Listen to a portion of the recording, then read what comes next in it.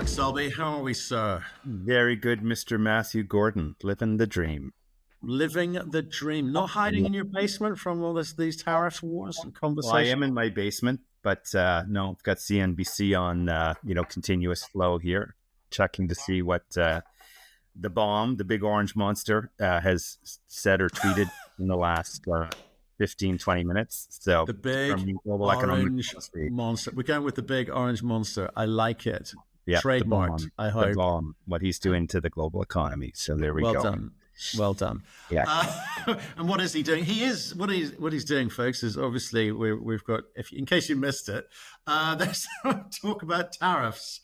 What are you hearing, Mark? Yeah, so he's done a great job basically wiping out the entire base metal complex, including nickel. So in the last few days here, we've taken prices all the way back to 2020 levels, trading just over $14,000 a ton, or just below $650 a pound for those not on the metric system. We're down about 15% from our recent highs. Now, we're better than copper. Copper's down by more than $1 a pound, $2,000 a ton, more than 20%. Those of you who own copper producing stocks, those have been Don't. It hurts. That hammered hurts, Mark. in the last little bit here. So, and again, it's unfortunate because fundamentally, like the last week, we've seen again the whole ore price, NPI price, stainless steel prices continue to move up. In Asia last week, we didn't get updated. Some of that data is done weekly, but it was the tomb sweeping holiday in Asia last Friday, so they didn't update the data. Now, the stuff that's more frequent on the daily basis, we're seeing stuff, that the ore prices and stuff where nickel's off 15%. We're seeing ore prices, NPI prices, maybe off just 5 to 6%. So, I've talked a lot about this grand convergence, talked about this last 2 or 3 years. So unfortunately, I didn't think this was exactly the way we're going to sort of finally get there, but I think we may be there. So the nickel pig iron discount to stainless prices have been about 250 to 300 RMB per ton unit.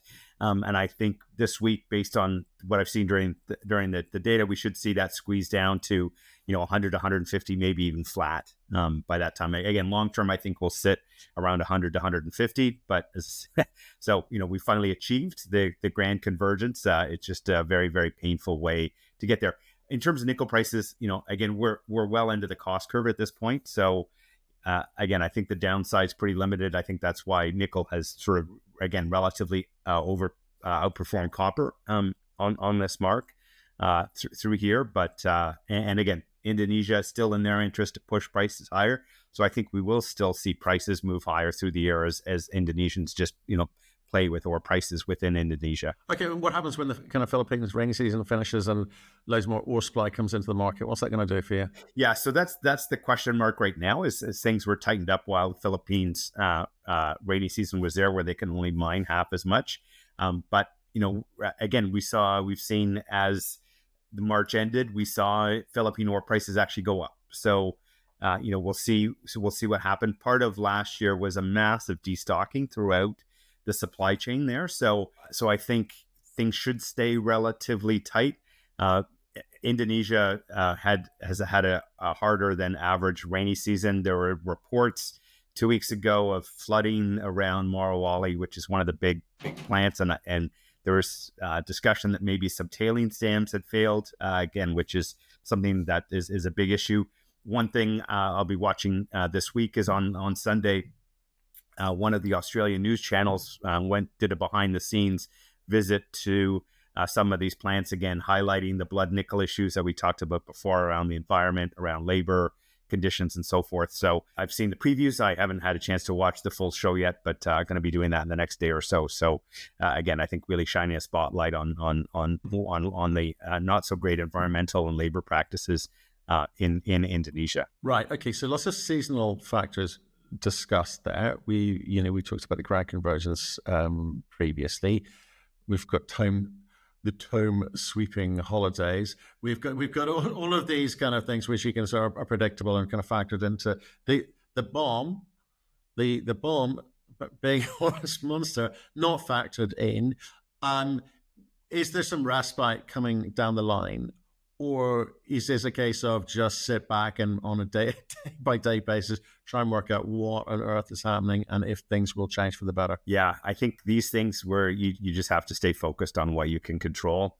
There's going to be a whole pile of swirling. I think near term, sort of the first opportunity for some sort of material changes, maybe they do announce some sort of negotiated deal with one or two material countries, say Japan, South Korea, somebody like that, which then gives people, that they're not serious about having these hang around for any length of time. Again, I don't think that is the case. I think in their mind it's 1890, and if we just have lots of tariffs, then we don't have to have any income taxes, and things will be great, like it was in 1894 here in Canada and the United States.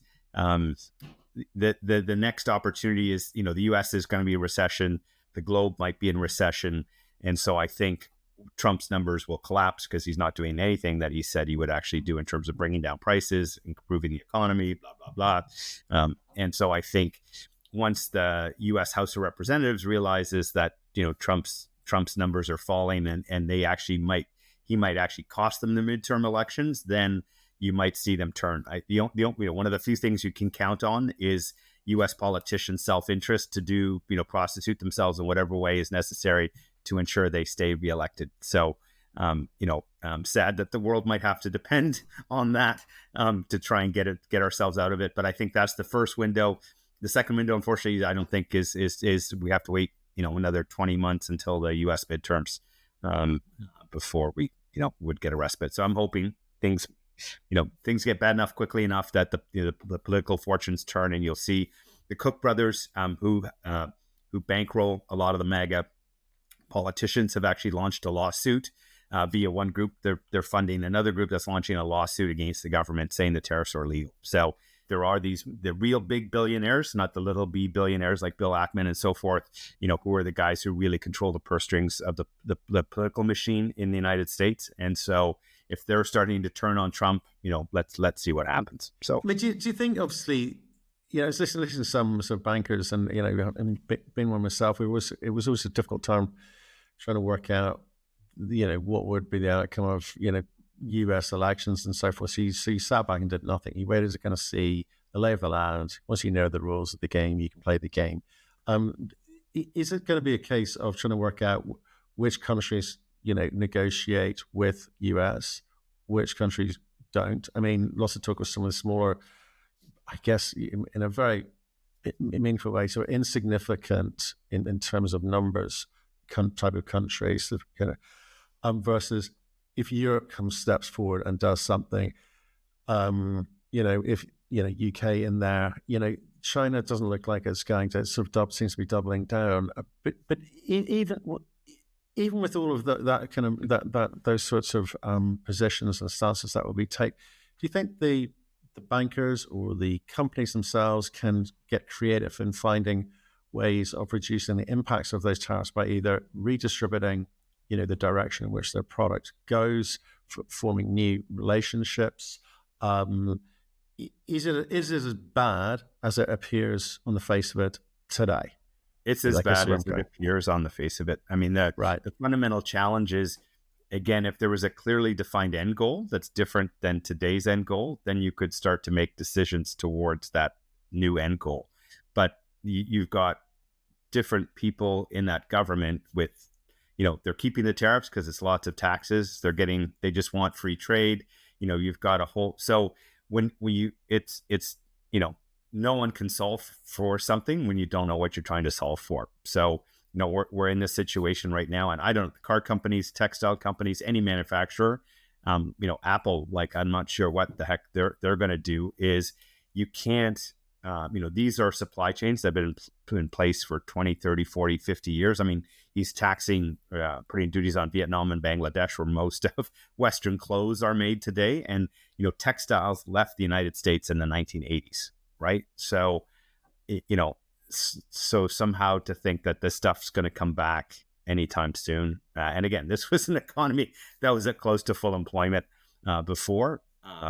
it's just we're in a world of hurt until there's some clarity in terms of what the end goal is. Right. So. But let's be clear about companies. The equities have been, broadly impacted because the broad sentiment is negative. We're kind of clear about where some of those tariff conversations are happening at the moment and some of the numbers involved. Mm-hmm. But for companies like you, right? Yeah. You don't have to sell into the US. You can go wherever you want to go. So, right. So you're in control in that sense, right? Well, 100%. No, in fact, all of this Trump stuff is net. I mean, again, it's impacting current equity prices, but it's long-term helpful for us. This is in terms of, supply chain, the governments have been doing a lot of this, and talking about a lot of funding. This will accelerate the amount of funding that's happening. We're already seeing it in the federal election that we're having right now. There was one tweet from the current natural resources minister talking about our project and why it should be funded ahead of the Ring of Fire. We've had the conservative leader who's challenging the current Liberal government. They have 10 priority projects that they want to get fast-tracked. Crawford, again, is one of those. So, no, net for us, this is some short-term pain, but this is again, perversely, super helpful for any of us in the critical mineral space who doesn't, who can sell our stuff anywhere in the world outside the United States. So, okay. So you think the kind of the metals complex will sort itself out once it kind of works out? Well, certainly I'm talking about people with maybe near-term production goals, because like yourself, where the kind of the funding equation and the funding stack needs to be kind of worked out. Do you think that money's going to be there? And obviously for producers, they've got the money to be able to and be able to kind of buy the time and get the right sorts of relationships in terms of where their product goes as well. So it should, the metals complex should sort itself out reasonably quickly, you reckon? Yeah, the development stage stuff. Again, if you're a current producer, you're getting whacked by the current price. But those of us who are in this window, again, the government funding stack was there. This Trump nonsense basically just reinforces that stack is going to show up, much more vigorously and much more quickly than it had before. So right, okay. Protectionism all around, lovely. Okay, well, let's get on to some other kind of company news then, if we can. So FPX, so they make regular appearances on here. How are they doing? Yeah, so it's good. So I think we talked about the results. They press released them a while back. They've actually published the full scoping study on their website. Again, I think it's the Sherritt process they're using to turn their concentrate into nickel sulfate. So, very attractive economics with the numbers there. Again, because these the ultramafic deposits like ours produce very high-grade concentrates, which are relatively clean, which makes it a much more sort of simpler, cleaner refining process to get there. So, kudos to Martin and team at FPX for those results. Speaking of ultramafics, the one big one in Australia, which is a new discovery, is Mulga Tank. We've talked about this several times. Again, similar grades. These are going to be between 0.2 to 0.3, with the dunites around 0.25. So they put out almost 2 billion ton resource, 0.27% nickel. So good to see that. Again, 5 million tons puts it up in the top bucket of new discoveries. It's in a bit of a remote place in Western Australia, but again, good to see new nickel discoveries because we really don't have many of those floating around. The other piece, we're jumping from continent to continent here. Lifezone in Africa with the Kabanga project in Tanzania. Again, highest grade nickel sulfide resource that hasn't been developed. It's been around since the 1980s. Was owned by Glencore and Barrick for a while. They picked it up about 4 or 5 years ago. They've got a partnership with BHP. They just announced they're in the process of updating their feasibility study or updating a feasibility study. I think one had been done maybe 8 or 10 years ago by the prior owners. They had originally talked about building a hydromet refinery. That's now been postponed. They're doubling the size of the mine. And then, we'll be selling concentrate into the market like we saw with the Australia Gonneville project, who's now also taken out the hydromet piece of the project. Again, the reality is hydromet for complex nickel concentrates is very, very difficult. Voisey's Bay was built, on the highest grade complex concentrate that's around, and Vale managed to spend $5 billion building that plant.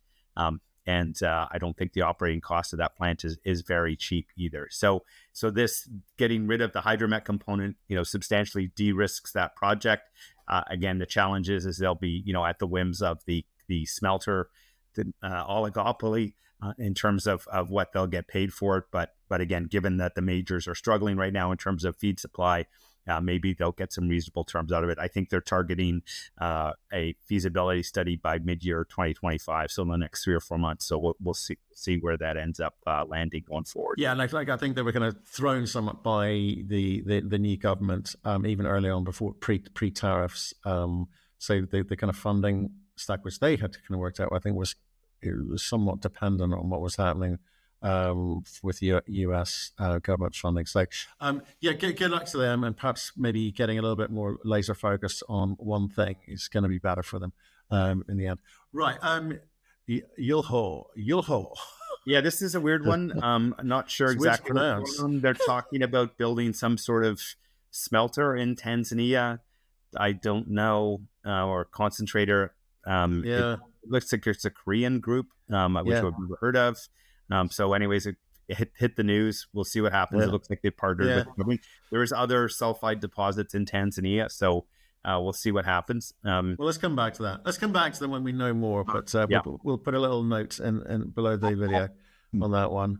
But speaking of government partnerships and funding, so the one piece to some extent, I'm glad of where our project is from actually getting a mine developed, but from a funding perspective, the quantums of capital that are being thrown around by the U.S.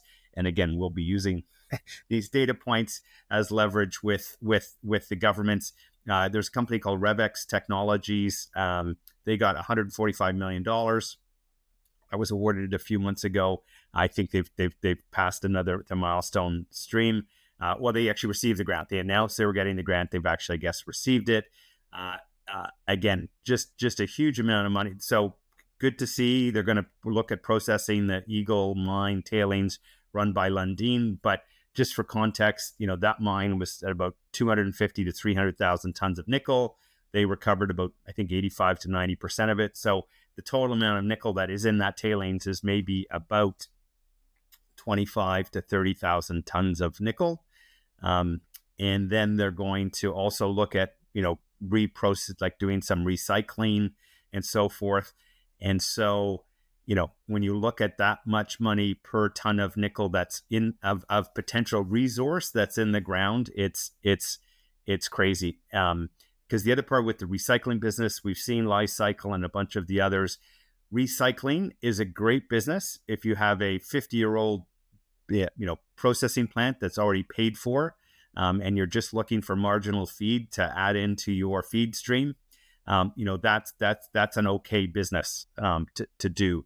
Generally, to invest new capital to primarily recycle material is not great, because you are competing against plants that have unused marginal capacity that they will bid against you trying to fully fund new capacity into the market. So again, we'll see what happens with it. Don't wish anybody ill will, but again, in this critical minerals race, it'd be nice if capital was, allocated most effectively. Governments don't always do that.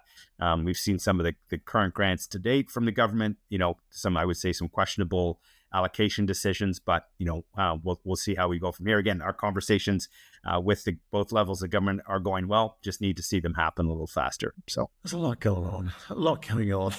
It's kind of overwhelming at times. Well, look, let's see what happens this time next week. Could be all change. There we go. Exactly. Being positive. Being positive. Exactly. It's that, or we're going to have to all start recycling our own nickel. That's the way it feels at the moment. Mike, that's a very great update from you there. We shall see you next week, sir. Thank you. Sounds good.